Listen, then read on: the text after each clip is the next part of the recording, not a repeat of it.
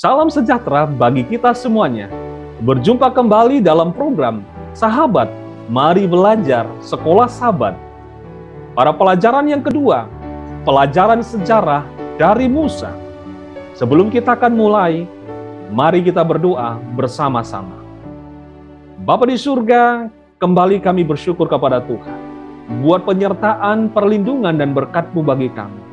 Saat ini kami kembali akan belajar firman-Mu mulai pelajaran sekolah Sahabat. Bersamalah dengan kami melalui urapan Roh Kudus. Dalam nama Yesus kami berdoa. Amin. Rabu 6 Oktober 2021 dengan judul Kades Barnea.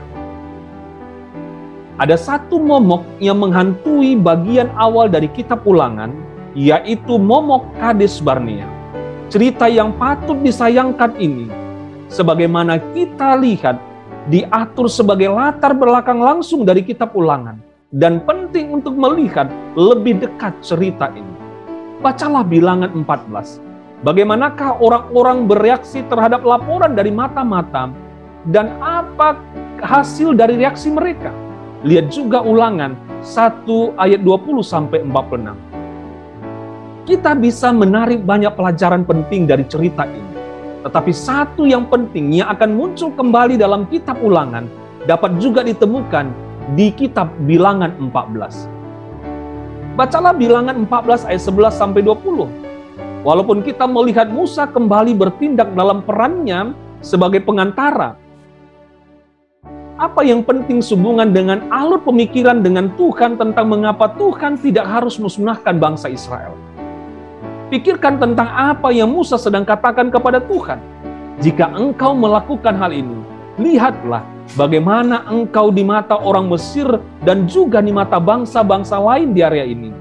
Poin ini sangat penting karena pada akhirnya segala sesuatu yang Allah ingin lakukan bagi bangsa Israel adalah bukan hanya untuk kepentingan bangsa Israel itu sendiri, tetapi juga itu untuk semua manusia secara keseluruhan.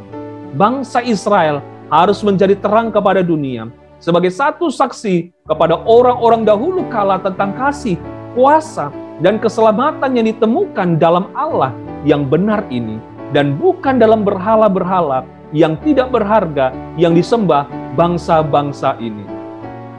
Tetapi, seperti yang Musa katakan, jika engkau membinasakan bangsa Israel ini, lalu apa? Bangsa-bangsa di sekitar akan berkata, oleh karena Tuhan tidak berkuasa membawa bangsa ini masuk ke negeri yang dijanjikannya dengan bersumpah kepada mereka, maka ia menyembelih mereka di padang gurun, seperti tertulis dalam Bilangan 14 ayat 16. Dengan kata lain, apa yang kita lihat di sini adalah sebuah tema yang ditemukan di seluruh Alkitab, ide bahwa Allah harus dimuliakan dalam hidup umatnya, bahwa kemuliaan, kebaikan, kasih dan kuasa Allah harus dinyatakan di dalam gerejanya. Melalui apa yang dilakukan lewat umatnya, tentu saja umatnya tidak selalu membuat mudah baginya untuk melakukan hal ini. Tetapi pada akhirnya Allah akan dimuliakan melalui tindakannya di atas bumi ini. Bacalah Efesus 3:10. Apa yang Paulus sedang sampaikan di sini dan bagaimana hal ini terjadi? Bagaimana berbagai ragam hikmat dari Allah itu dinyatakan kepada dunia. Peran apa jika ada yang kita miliki sebagai individu-individu untuk mewujudkan hal ini? Ayat hafalan kita pekan ini, mari kita ulangi kembali yang tertulis dalam 1 Korintus 10 ayat 3 dan 4.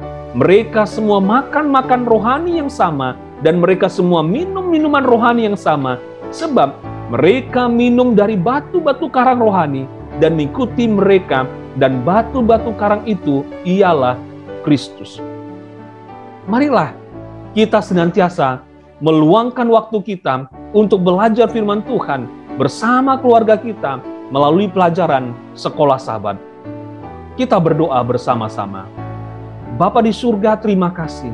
Biarlah kemurahan Tuhan akan senantiasa nyata di dalam kehidupan kami, atas segala berkat-berkat-Mu dalam kehidupan kami. Berkati kami Bapa, dalam nama Yesus kami berdoa.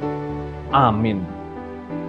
Biarlah saudara-saudara tetap mengikuti program Sahabat, Mari Belajar Sekolah Sahabat yang akan ditayangkan setiap hari. Jika saudara-saudara terberkati, silahkan bagikan kepada yang lainnya. Tuhan Yesus memberkati kita. Amin.